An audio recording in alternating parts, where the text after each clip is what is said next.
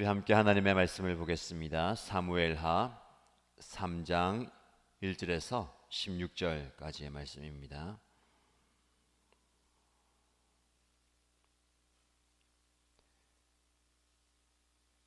사무엘하 3장 1절에서 16절까지 말씀을 함께 읽겠습니다. 사울 집안과 다윗 집안 사이에 전쟁이 오래 계속되었다. 그러나 다윗 집안은 점점 더 강해지고 사울 집안은 점점 더 약해졌다. 다윗이 헤브론에서 낳은 아들은 다음과 같다. 맏아들은 이스라엘 여인 아히노암에서 태어난 암논이고, 둘째 아들은 갈멜 사람 나발의 아내였던 아비가일에게서 태어난 길르압이고, 셋째 아들은 그술 왕 달메의 딸 마아가에게서 태어난 압살롬이고, 넷째 아들은 핫깃에게서 태어난 아도니아이고, 다섯째 아들은 아비달에게서 태어난 스바디아이고, 여섯째 아들은 다윗의 아내 에글라에게서 태어난 이드르암이다. 이들이 다윗이 헤브론에서 살 때에 낳은 아들이다. 사울 집안과 다윗 집안 사이에 전쟁이 계속되는 동안에 사울 집안에서는 아브넬이 점점 더 세력을 잡았다. 사울의 후궁 가운데 리스바라는 여인이 있는데 아야의 딸이었다. 이스보셋이 아브넬에게 장군은 어찌하여 나의 아버지의 후궁을 범하였소 하고 꾸짖었다. 그러자 아브넬이 이스보셋의 말에 몹시 화를 내면서 대답하였다. 임금께서는 내가 유다의 빌부터 살아가는 개로밖에 보이지 않습니까? 나는 오늘날까지 임금님의 아버지 사울 집안과 그의 형제들과 친구들에게 충성을 다하였고 임금님을 다윗의 손에 넘겨주지도 않았습니다. 그런데도 임금님께서 오늘 이 여자의 그릇된 행실을 두고 나에게 누명을 씌우시려는 것입니까? 주님께서는 이미 다윗에게 약속하신 것이 있습니다. 이제 저는 다윗 편을 들어서 하나님의 뜻대로 하겠습니다. 그렇게 하지 않는다면 하나님이 이 아브넬에게 벌을 내리시고 또 내리셔도 좋습니다. 하나님은 이 나라를 사울과 그의 자손에게서 빼앗아 다윗에게 주실 것입니다. 하나님이 다윗을 이스라엘과 유다의 왕으로 삼으셔서 북쪽 단에서부터 남쪽 브엘세바에 이르기까지 다스리게 하실 것입니다.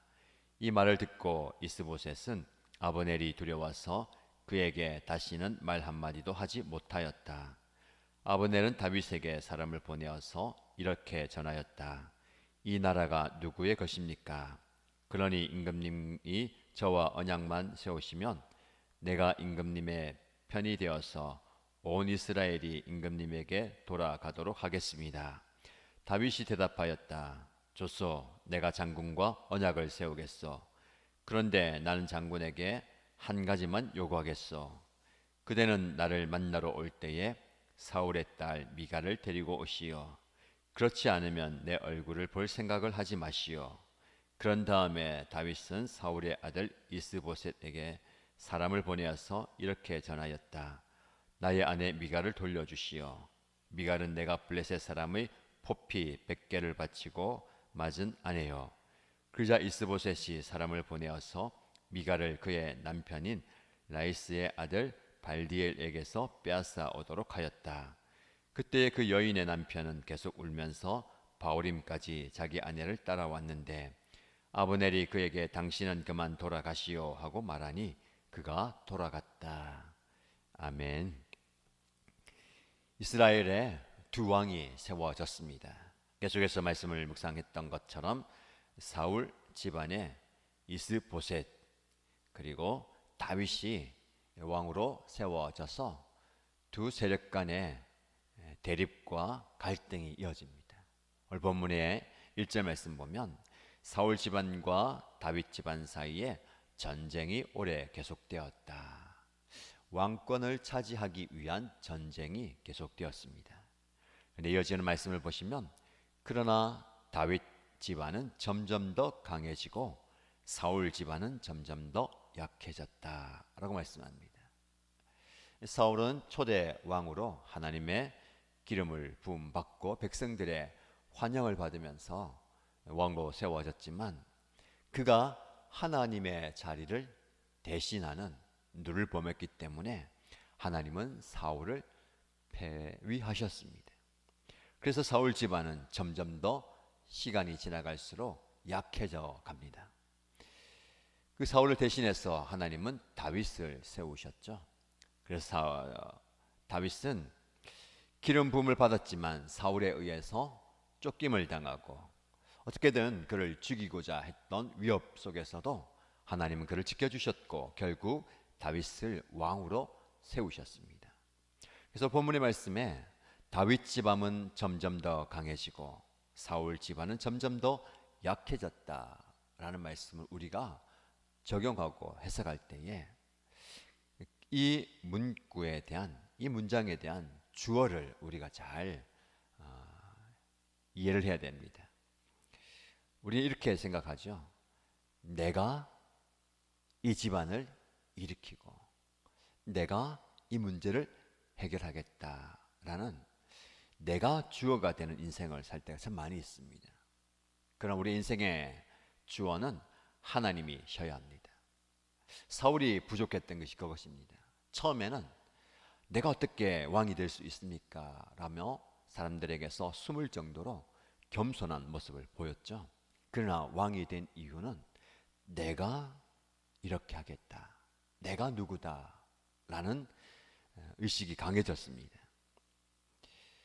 그래서 하나님은 다윗을 기름 부어서 사울을 대체하셨죠. 그래서 오늘 본문의 말씀에 다윗 집안은 점점 더 강해지고 사울 집안은 점점 더 약해졌다라고 할 때에 다윗이 행한 행위와 그의 성품과 그의 인격으로 인해서 집안이 강해졌다라고 볼 수도 있습니다. 사울이 악한 일을 했기 때문에, 사울이 하나님을 떠났기 때문에 그의 집안은 점점 더 약해졌다. 맞는 말이죠. 그러나 진짜 이 문장의 주어는 하나님께서 다윗 집안은 점점 더 강해지고 사울 집안은 점점 더 약해지게 하셨다라는 겁니다. 신앙을 가진 사람은, 하나님을 믿는 사람은 항상 우리의 인생과 삶의 주어가 하나님이 되셔야 합니다. 하나님이 나의 인생을 여기까지 인도하셨고 지금도 내 삶에 개입하시고 나의 모든 걸음을 인도하신다라는 믿음과 고백이 있어야 되고, 그리고 그 고백에 걸맞는 삶을 살아야 합니다. 다윗은 그것을 알았기 때문에 어떤 순간에도 하나님께 모든 것을 여쭈어 보았습니다. 하나님, 제가 헤브론으로 가는 것이 합당합니까? 그것이 합당하다면 지금 가는 것이 맞습니까? 더 나아가서 제가 어디로 가야 되겠습니까? 그의 모든 걸음을 하나님께서 인도하시는 것을 알았기 때문에 하나님께 여쭈어봅니다. 그러나 다윗은 그런 신앙의 모습이 있었지만 실수하고 실패하는 모습도 계속해서 우리가 사무엘하 말씀을 묵상하면서 발견하게 될 겁니다. 매사에 하나님께 여쭈었던 그 모습들이 하나씩 하나씩 희미해집니다. 그래서 당연히 그가 왕이 되어서 왕권을 유지하고 그 왕국을 세워가는데 자기가 스스로 판단하고, 즉 하나님이 그의 인생의 삶의 주어가 되어야 되지만 자기 자신이 주어가 되어가는 모습을 보게 됩니다. 그러면서 우리는 이 말씀을 통해서 우리의 모습을 돌아보아야 되겠습니다. 비록 내가 내 인생을 살아가는 것 같지만 하나님께서 내 인생의 주인 되어 주시고 주어가 되셔야 합니다. 하나님이 내 삶을 인도하신다. 그래서 하나님께서 내 삶의 주인 되신다라는 고백이 있어야 되겠습니다. 자, 이어지는 말씀을 보면 다윗 집안이 점점 더 강성해지는 예를 들고 있는데 그 예가 무엇이냐면 다윗이 헤브론에서 왕이 되었죠. 왕으로서 통치를 하고 있는데 그곳에서 낳은 아들의 이름을 소개합니다. 6 아들을 소개하는데 그 아들이 모두 다 어머니가 다르죠. 그 말은 6명의 아내에게서 6명의 아들을 낳았다라는 겁니다. 그 당시의 문화에 왕이 많은 아내를 취하고 많은 아들을 낳아야 했습니다. 뭐 일반적인 가정 가문에서도 아들이 자라 나가다가도 어떻게 될지 모릅니다. 왕권을 이어할 그 왕의 아들들이 앞으로 누가 왕이 될지, 당연히 맏아들이 왕이 되겠지만 그 맏아들이 어떻게 될지 모릅니다. 어릴 때 병으로 죽을 수도 있고 전쟁터에서 전사할 수도 있고, 그래서 왕권을 이어줄 기회를 많이 얻기 위해서 아들을 여럿 낳았죠. 이것이 그의 강해진 모습, 말씀대로 다윗 집안은 점점 더 강해지고 세상적으로 볼 때에 많은 아들, 많은 아내. 이 당시 그 아내는 정치적인 그 관계 속에서 주변의 열국들과 조약을 맺으면서 아내를 얻게 되죠. 그만큼 권력이 강해지는 것을 보게 됩니다. 인간적으로 볼 때, 세상적으로 볼 때에 많은 아내와 많은 아들이 강해진 모습의 모습입니다. 그러나 오히려 그가 집안이 이렇게 강성해지는 것이 나중에 자기에게 더 나아가서 그의 가문과 이스라엘의 시험거리가 되었습니다. 그의 아들들이 오롯이 잘 자라면 좋은데 이복누이를 범하게 되고 그 복수로 그 형을 죽이고 아버지의 왕권을 찬탈하기 위해서 쿠데타를 일으키고 아버지가 정한 그 아들에게 왕위를 물려줄 때에 그 왕권을 다시 빼앗기 위해서 또 반역을 일으키는 말 그대로 시험거리와 골칫거리가 되었던 겁니다. 개인뿐만 아니라 가정과 가문과 나라에 위기를 주게 되었죠. 이 말씀을 통해서 우리는 강성해지는 그 복이, 세상적으로 볼 때에 강해지고 부해지는 복이 꼭 말 그대로 복이 아닐 수 있다라는 겁니다. 우리는 우리가 누리는, 우리가 얻게 되는 그 복이 오히려 시험거리가 된다라는 것을 알게 됩니다. 하나님이 우리를 축복하셔서 많은 재물을 주십니다. 그런데 오히려 그 물질을 잃을까봐 우리는 밤잠을 설치고 그 물질을 빼앗기지 않기 위해서 다른 것을 놓쳐버릴 때가 좀 많이 있습니다. 오히려 하나님이 누리라고 주신 그 건강의 복과 물질의 복과 자녀와 관계와 많은 것들이 오히려 우리의 시험거리가 될 수 있다는 거죠. 그래서 그런 고백하죠. 오히려 하나님, 이것이 없었다면 우리가 오히려 더 마음이 편하겠고 또 하나님께 집중할 수 있고 하나님의 은혜를 더 많이 누릴 수 있겠습니다 라는 겁니다. 여러분, 많이 가졌다고, 강해졌다고, 부해졌다고 오히려 그것이 나에게 복이 아니다라는 것을 기억해야 됩니다. 진짜 복은 무엇입니까? 하나님께서 내 삶을 인도하시고 때마다 시마다 일용할 양식을 먹여주시고 우리의 걸음을 인도하시는 그것이 우리에게 복입니다. 자, 이렇게 강해진 모습, 그러나 하나님께서는 그 연약한 모습과 강해진 모습 가운데 역사하시죠. 이어지는 말씀에 보면 사울 집안과 다윗 집안 사이에 계속 갈등과 전쟁이 있습니다. 사울 집안에는 사울의 군대 장관이었고 이스보셋을 왕으로 세웠던 아브넬이 점점 더 세력을 잡아갑니다. 급기야 어떤 일이 있었냐면 사울의 후궁을 이 아브넬이 범하게 되는 일이 벌어집니다. 어느 누구도 왕의 후궁을 건드려서는 안 되죠. 그러나 이 아브넬의 권력이 그만큼 막강해졌다는 겁니다. 그래서 이스보셋이, 즉 왕이 아브넬에게 장군이 어째서 나의 아버지의 후궁을 범하였어 라고 나무랄 때에 어떻게 반응합니까? 몹시 화를 내면서 임금님은 내가 유다의 빌부터 살아가는 개로밖에 보이지 않습니까?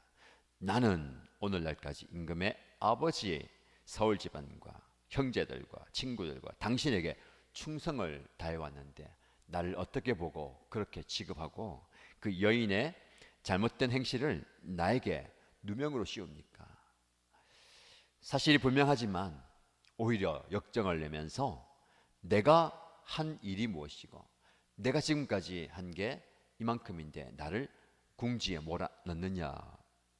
그러면서 이제 하나님께서 사울의 왕권을 빼앗고 다윗을 세우셨는데 그것이 하나님 뜻인데 내가 그 하나님 뜻에 순종하면서 이 나라를 사울이 아닌 당신이 아닌 다윗에게 돌려줄 것이다 라고 이야기합니다. 그 말을 듣고 이스보셋은 아브넬이 두려워서 그 이후로 다시는 그에게 말 한마디 붙이지 못하게 됩니다. 그만큼 아브넬이 막강한 힘을 휘둘렀다는 겁니다. 이 모습을 보면서 우리는 어떤 적용할 수 있겠습니까? 이 아브넬은 굉장한 기회주의자입니다. 하나님께서 다윗을 세우셔서 이 왕권이 그에게 넘어간다는 것을 알고 있지만 굳이 사울의 아들을 왕으로 세우면서 자기가 모든 권력을 다 잡고 있습니다. 왕의 후궁을 범할 정도로 왕보다 위에 그 권력을 휘두르죠. 그런데 이 핀잔과 자기가 공격해 오는 그 말 앞에 자기의 본색을 드러내는 겁니다. 그러면서 나는 즉 사울이 하나님의 자리를 대신 차지했던 것처럼 이 아브넬이 자기가 뭔가를 이루겠다라고 합니다. 그 실제로 그런 행동에 옮기죠. 다윗을 찾아가서 저와 언약을 세우시면 내가 모든 이스라엘을 당신에게 넘겨주겠습니다. 또 여기서 내가 나오죠. 그만큼 자기의 권력과 힘을 과시한다는 겁니다. 사람들은 그렇게 생각하죠. 내가 힘이 있다. 내가 능력이 있다. 그러나 그 나는이라고 했던 그 자만심과 자긍심이 깨어질 때가 오게 되는 겁니다. 근데 그 말에 다윗이 좋아합니다. 내가 장군과 언약을 맺겠어. 내면에 들어가 보면 이 왕권을 공고히 하는데 이 아브넬이 필요한 것 같습니다. 권력도 있고 지혜도 있고 그래서 이 사람을 이용하려고 하죠. 언약을 맺으면서 당신의 도움이 필요하고 그러나 제가 한 가지 조건이 있는데 오늘 본문의 말씀 보면 나를 만나러 올 때에 사울의 딸 미갈을 데려오시오. 전에 나의 아내였지만 그 아버지 사울로 인해서 강제로 헤어졌는데 이제 그 아내를 다시 내 아내로 맞이해야 되겠다. 그런데 다윗이 사울의 딸 미갈을 떠났기 때문에 이 미갈은 다른 사람의 아내가 되어 있는 상황입니다. 그런데도 그 아내를 데려오라. 결국 이 아브넬은 다른 사람의 아내가 되어 있는 그 미갈을 억지로 데려옵니다. 남편이 울면서 그 여인을 따라올 정도. 그러나 그 남편에게 더 이상 따라오지 말라라고 말할 때 남편은 권력 있는 그 아브넬의 말에 더 이상 따라가지 못하게 되죠. 앞서 말씀에서 사무엘하 1장, 2장 지나가면서 권력을 가진 자들의 전투에 의해서 젊은이들이 무고한 사람들이 생명을 잃어가는 그 고통을 한번 묵상했다면 자 이제 전쟁은 아니지만 이 왕권을 차지하는 정치적인 그 모든 상황 속에서 한 가정이 슬픔과 아픔을 경험하게 되는 것을 보게 됩니다. 이 다윗은 왜 미갈을 데려왔을까요? 사랑하기 때문에? 그럴 수도 있겠지만 오늘 본문의 말씀을 보면 이미 6명의 아내가 있습니다. 그 아내에게서 얻은 6명의 아들들도 있어요.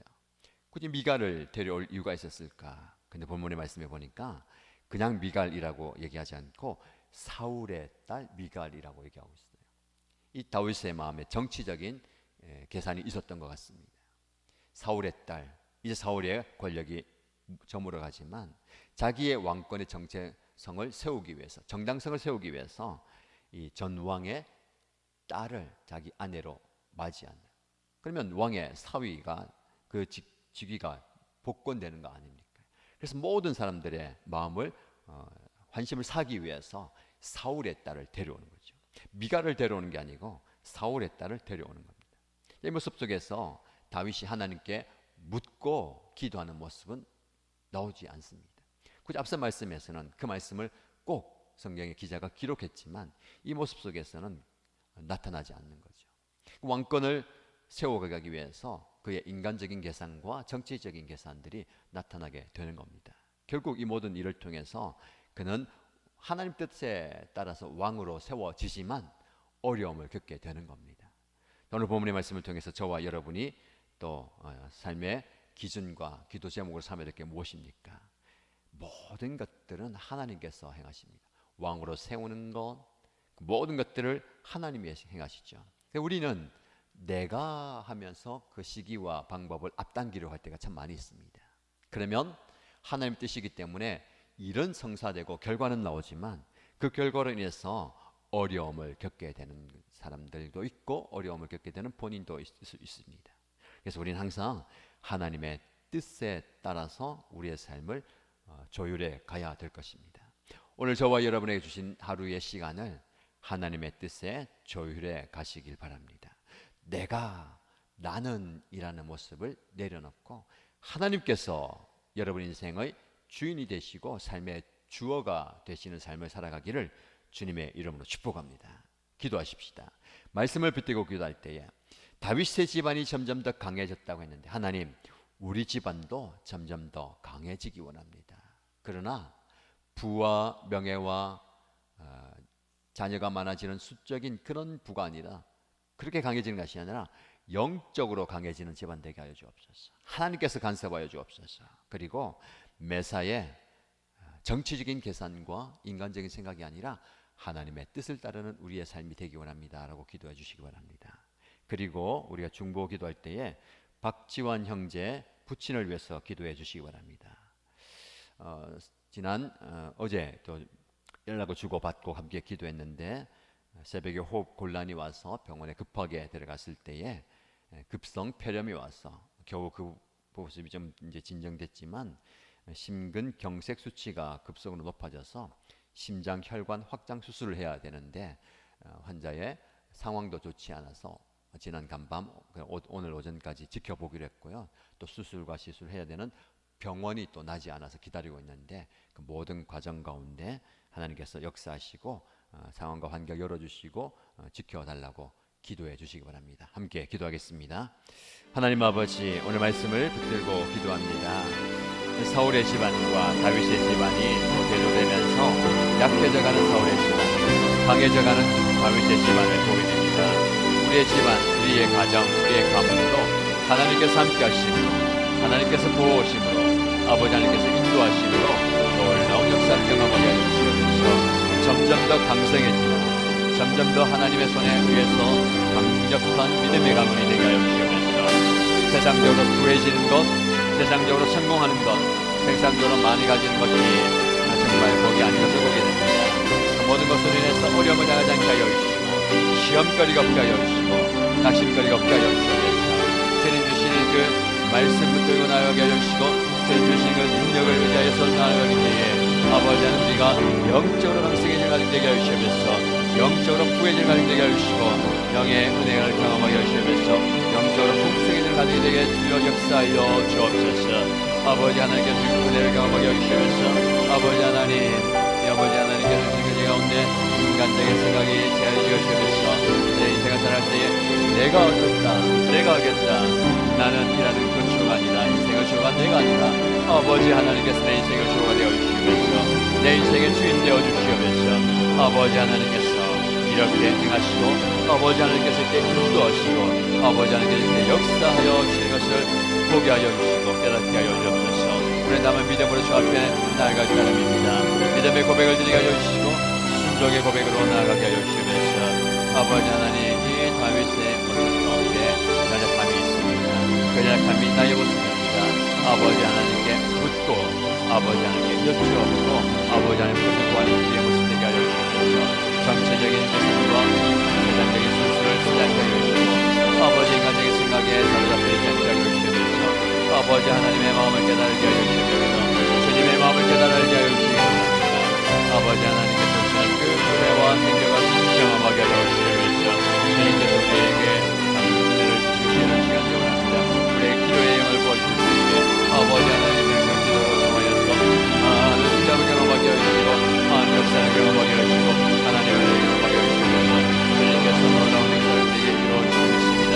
믿음을 간구하고 주 앞에 나갈 때에 하나님의 능력을 경험하게 하여 주시고 하나님의 은혜를 경험하게 하여 주시고 우리의 하나님을 경험하게 하여 주시옵소서.